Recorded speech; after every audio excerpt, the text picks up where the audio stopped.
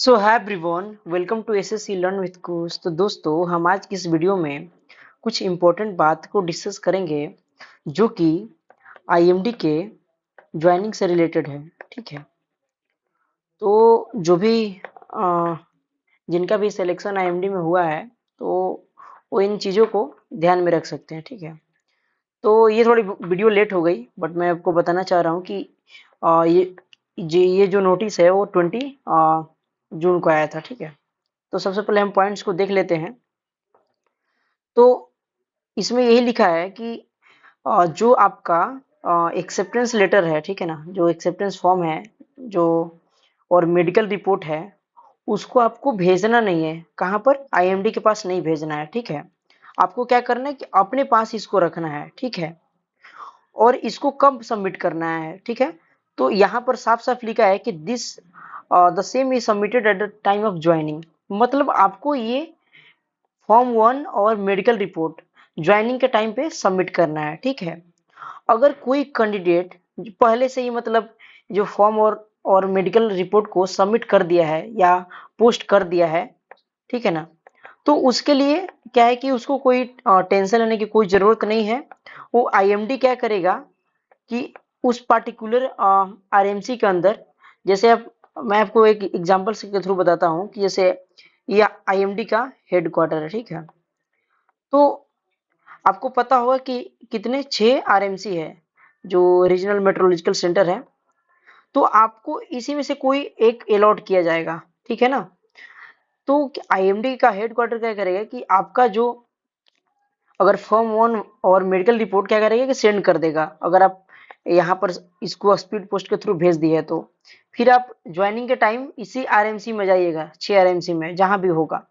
उसके बाद एक एक शायद एक वीक का ऐसे ओरिएंटेशन टाइप का रहता है ना प्रोग्राम, तो वहां पर आपको रुकना पड़ेगा। ठीक है ना, उसके बाद ही जहां पर आपका लोकेशन दिया रहेगा वहां पर आपका वो जाना पड़ेगा। ठीक है, तो वहीं पर ये सारी चीजें आपको मिल जाएगी अगर आपने सबमिट कर दिया है तो।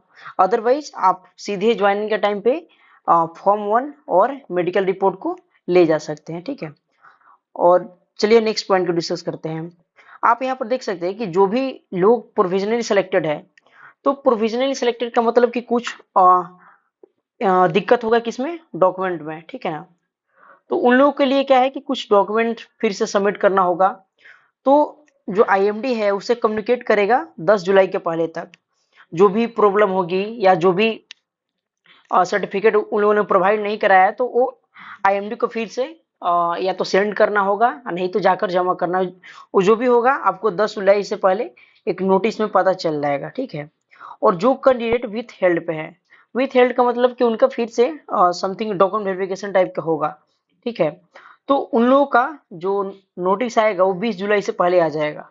ठीक है ना, ये एक तरीके का मतलब समझ सकते हैं कि प्रेडिक्टेड डेट है इसमें। ये पहले भी हो सकता है, ऐसा नहीं कि अगर 20 जुलाई लिखा है तो 20 जुलाई होगा, 15 जुलाई भी हो सकता है। ठीक है ना, एक तरीके का एस्टिमेट है। ठीक है ना, और मैं आपको बता दूं कि जो मोस्ट इंपोर्टेंट पॉइंट है यहाँ पे कि ज्वाइनिंग लेटर कब आएगा। जो कैंडिडेट सेलेक्टेड है उनका 30 जुलाई से पहले तक ज्वाइनिंग लेटर आ जाएगा। तो इसका एक मतलब यहाँ पर आपको साफ साफ पता चल रहा होगा कि अगर 30 जुलाई तक आप मान के चलिए कि अगर ज्वाइनिंग लेटर आ जाता है तो उसके बाद आपका 1 महीना टाइम मिलता है। तो मतलब आप मान के चल सकते हैं कि पूरा अगस्त आपको ज्वाइनिंग के लिए मिल जाएगा। ठीक है, क्योंकि 1 मंथ ऐसे रहता भी है। ठीक है, और ये चीज हो गया। और बाकी अगर कोई कैंडिडेट सपोज कीजिए कि उसने मेडिकल सर्टिफिकेट प्रोवाइड कराया और उस पे वो अनफिट हो जाता है, ठीक है, तो आपको आईएमडी मेल या पोस्ट के थ्रू इन्फॉर्म कर देगा। जैसे ही आप मेडिकल सर्टिफिकेट वहां पर जाकर सबमिट करेंगे तो आपको पता चल जाएगा। ठीक है, और बाकी कोई भी इशू या कोई भी क्वेरी या कुछ भी अगर आईएमडी को नोटिस वगैरह भेजना होगा तो वो मेल कर सकता है।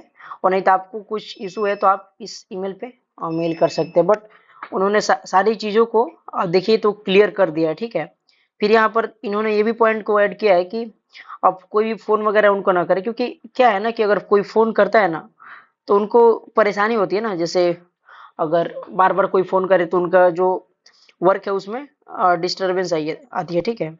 तो इस रीजन से उन्होंने सीधे सर ने नोटिस ही निकाल दिया, शुभेंदु सर ने, ठीक है। तो इन सब चीज़ों का आप ध्यान में रखेंगे, और अगर कोई आपको डाउट होगा तो आप कमेंट सेक्शन में पूछ सकते हैं, ठीक है। तो मैं आपका रिप्लाई कर दूंगा।